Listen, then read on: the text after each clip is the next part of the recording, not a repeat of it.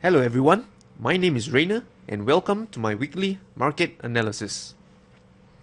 For those of you who've been following me for quite a while now, I'd like to say thank you for spending time with me each weekend to check out my analysis because I really do appreciate all your support and encouragement. And for those of you who are new to what I'm doing, so basically I'm a trend follower, so I identify trend trading opportunities on a higher time frame, mainly the 4-hour and the daily, as well as I talk about trade management, psychology, and much more. And most importantly is all that I do is completely free, so no worries about that, no monthly subscription to pay, no costs to entice you with, because I do this out of sharing and because of my passion for the markets. So, yep, that aside, this week what I'll be talking is I'll be looking to cover the dollar yen because the dollar yen has been a pair that I traded this week, and there's quite a bit of, I would say, interesting psychological, I would say, lessons that we could learn from, as well as cover the pound dollar and platinum, which is a commodity metal. So with that, let's look at the chart of dollar yen and let's work from it. So the chart of dollar yen.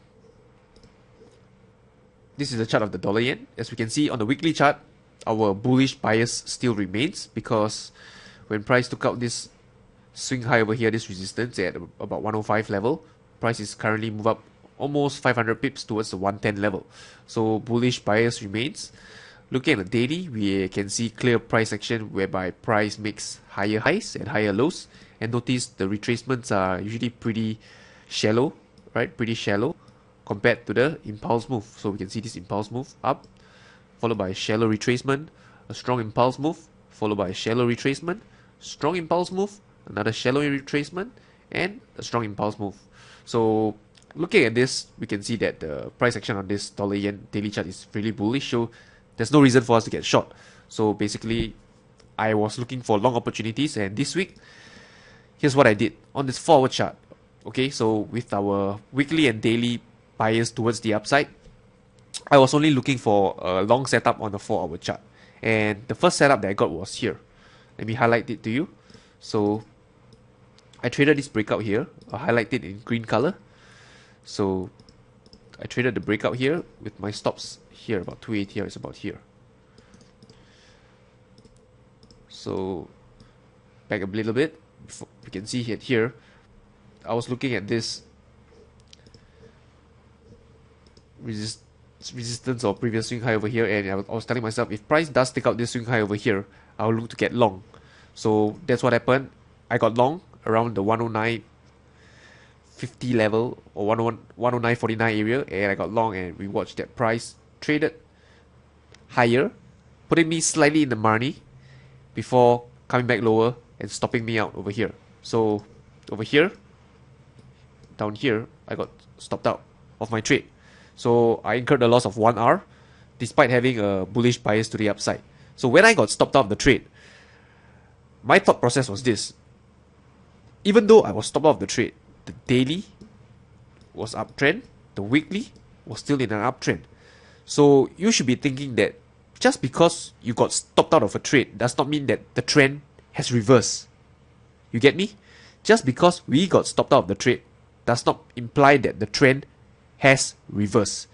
So with that in mind, I was still looking for long opportunities because I felt that the trend has not reversed, simply that I didn't get a good entry and I got stopped out. And at this point of time, I was still looking to get long on the dollar yen. And here's what I was looking for. So I removed the green lines as well as the red lines. So at this juncture,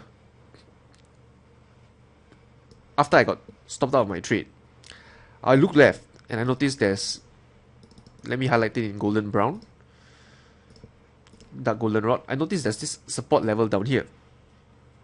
So after being stopped out of the trade, I looked left, I realized it was a support level, and if you ask me, it's pretty much a last line of defense because we have a, if this level was to break, the next level that price could potentially test was down here. So I was looking at this, the 108.20 levels, as well as the daily chart. Notice it's somewhere along the 20 EMA as well. So I had a confluence of support on the 4-hour chart as well as the daily 20 period EMA. So was an opportunity for me to get back long into this trade, which I did. So I got back long somewhere below the low over here, around 108.10 or 108.15, around that level. So I got long back here. Price triggered me back long inside, and I had the stop of 280 here, which is somewhere around here. So this was my stops. Got back into the trade, and right now price closed somewhere near the highs. So right now I was back into the dollar yen trade and left my stop where it is. I did not adjust my stops at all, because I would say what most traders would do is they incurred a 1 hour loss previously on the dollar yen trade. So right now they're in the money, and chances are they are probably about 1.5 R up in the trade, and they'll probably look to take profits at this high over here, because they think, oh, Rainer, the resistance is coming up. It'll be wise to take profits off that resistance level, lest price come back down towards my entry, or worse, stop me out. But hey, look at a minute, and let's take a step backwards, and analyze where we are right now. We do know that the dollar yen is in an uptrend, and in an uptrend, what do we expect? We expect higher prices, so chances are the chart or the trend will look something like this, right? A retracement followed by a higher high, followed by a retracement and a higher high. And if you notice by now, what we have on a typical uptrend is that price making higher highs as well as higher lows. So by taking profit at a resistance level, or I would say at the previous swing high, like one over here, we are trying to tell ourselves that we are predicting that the trend will end at that high. Does that make sense? We are in an uptrend. We do know that prices tends to take out the previous high as it makes a higher high. So why would you be looking to take profits off a previous high? Just because it's psychological comforting? Just because you had a loss of 1 hour previously? The market does not care what happened previously, because each trade is independent of one or another. So it does not make any sense to look to take profits off this swing high over here. So with that, I left my stop loss at its original location, because should price trade back towards this level here, I know I'm wrong. But right now, I'm expecting price to take out the previous swing high, which is over here, because we are in an uptrend, and in an uptrend, price will make a higher highs. So chances are, I expect this level to be taken out of and trade higher in the subsequent weeks. So that being said, my stop loss is left at its original location. My entry is demarcated in green, and we'll watch what happens on the dollar yen in the coming weeks. So that's my trade review for the dollar yen. So looking at the next pair, the pound dollar, let's go. So this is a chart of the pound dollar. Again, we see something interesting on this week's price action. So the pound dollar had a really strong steady uptrend from the June this year up towards the 172 level around here, somewhere in July.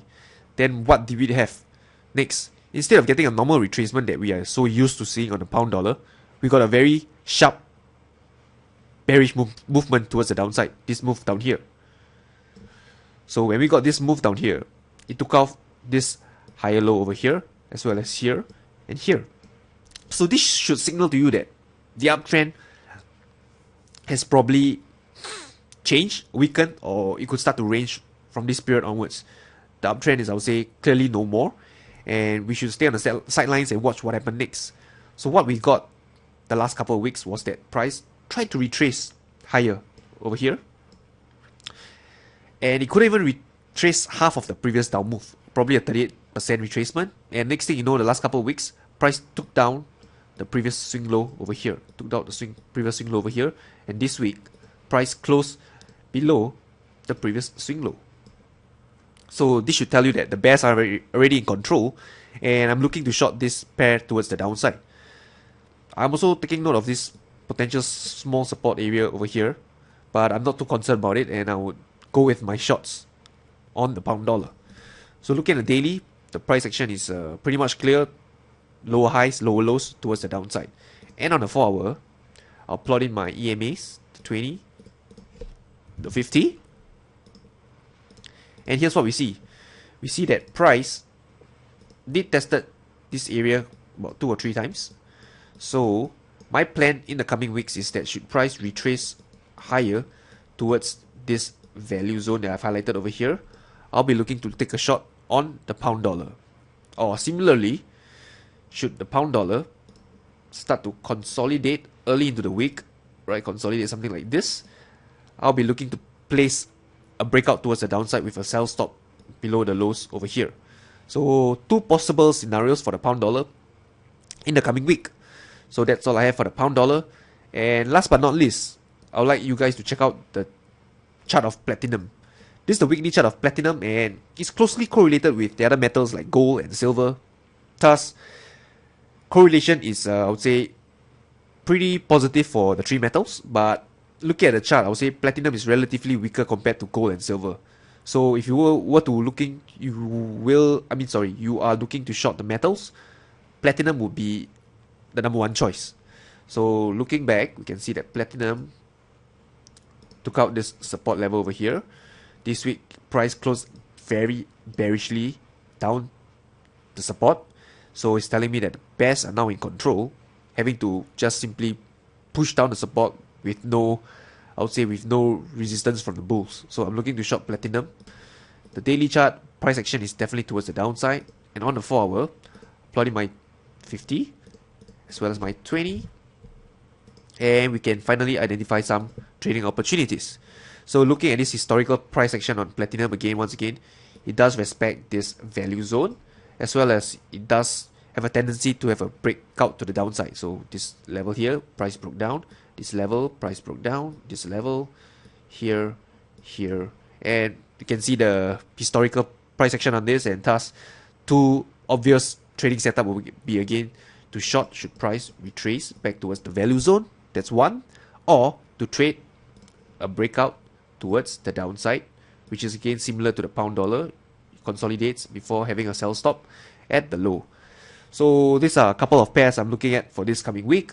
And if you do notice that most of my trend trading setups are pretty, I would say, similar in terms of the fact that the charts look the same, because that's what we are trying to achieve as a trader in terms of consistency. We are trading what we see. So it should be no surprise that the charts should usually more or less look like the same setup all over and over again. So with that, that's all I have for you guys this week.